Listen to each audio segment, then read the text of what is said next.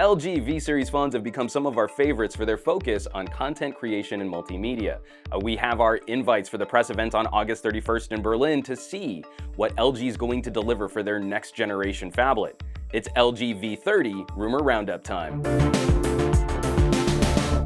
Goodbye ticker, hello taller screen. The V30 is getting stretched to that 2:1 aspect ratio, so it doesn't make a lot of sense to dedicate even more space on the front just to include a secondary display. What we're really excited to find out though is if the V30 will get an OLED display. There's been some talk behind the scenes about Daydream compatibility, and that means walking away from an LCD. We haven't seen an OLED on an LG since the Flex 2, and the problems with the Flex 2 really didn't have anything to do with the screen. It was actually a pretty decent screen. Looking at some of the design rumors since the G4, LG struggled to really nail that cohesive brand aesthetic. The V20 arriving is a charmingly ugly experiment, something of a mishmash between old Blackberries and the LG G5. But the G6 was a phenomenal step in the right direction, delivering a lot of the design cues consumers seem to be responding to. Given that critical success and the taller display aspect ratio, we're not really going to be surprised when the V30 arrives looking like a G6, like a G6, like a G6. I only have a few more months where I can abuse that joke. A small concern from some of those renders, the subtle curves at the edges of the glass for the screen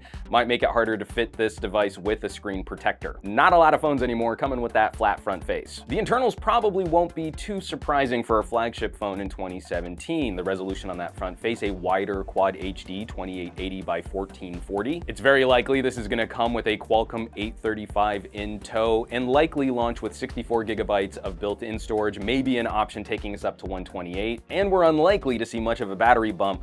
The V30 probably arriving with the same 3,200 milliamp hour capacity, but instead of a removable back for that water resistance, this battery will be built into the phone. Now, what we don't know is if LG is going to continue this feature fragmentation between different markets, some areas getting wireless charging, other areas getting the quad DAC or 6 gigabytes of RAM. We're hoping this phone continues the track record of V-series phones being the everything in the kitchen sink, crown jewel flagship devices, and that all areas will get to play with all goodies. Of course, one of the main features people are going to be looking for, the dual cameras on the back. It's very likely we're going to see matched 13 megapixel shooters, just like we've got on the back of the G6. Though we are hoping that they'll increase the sensor size given the additional volume inside this larger phone. If these renders are accurate, this is also the closest we've seen these two image sensors positioned next to each other. But we think it's pretty likely there's going to be a normal field of view and the second sensor is going to be an ultra wide. We don't think LG is going to shift over to a zoom sensor like on the iPhone. But given LG's prowess in photo manipulation,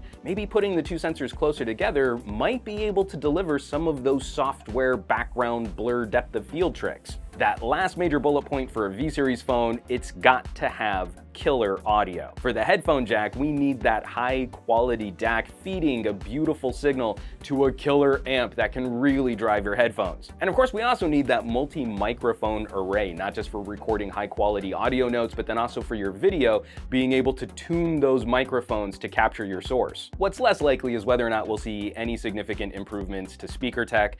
Given the form factor changes, we think it's unlikely that they're going to try and pack in stereo speakers this round. That brings us to pricing and shipping. It's looking pretty legit that the V30 is going to be available sometime around September 15th in South Korea, launching later in the United States, possibly at the end of September. How much is this thing gonna cost? It's a tricky question to dig into.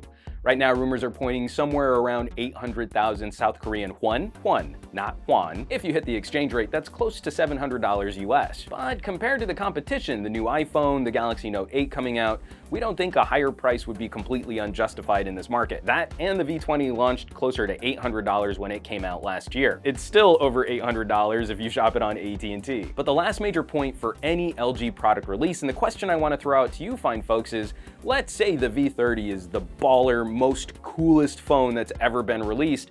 Do we think LG is actually going to back it up with a savvy ad campaign to go out there and reach those consumers? The V20 had the benefit of the Note 7 mostly being absent from store shelves last year, and yet we still very rarely saw this in any kind of traditional advertising or traditional media. Drop us a comment down below. How can LG step up their game, reach out to consumers, build those happy feels when buying a new smartphone?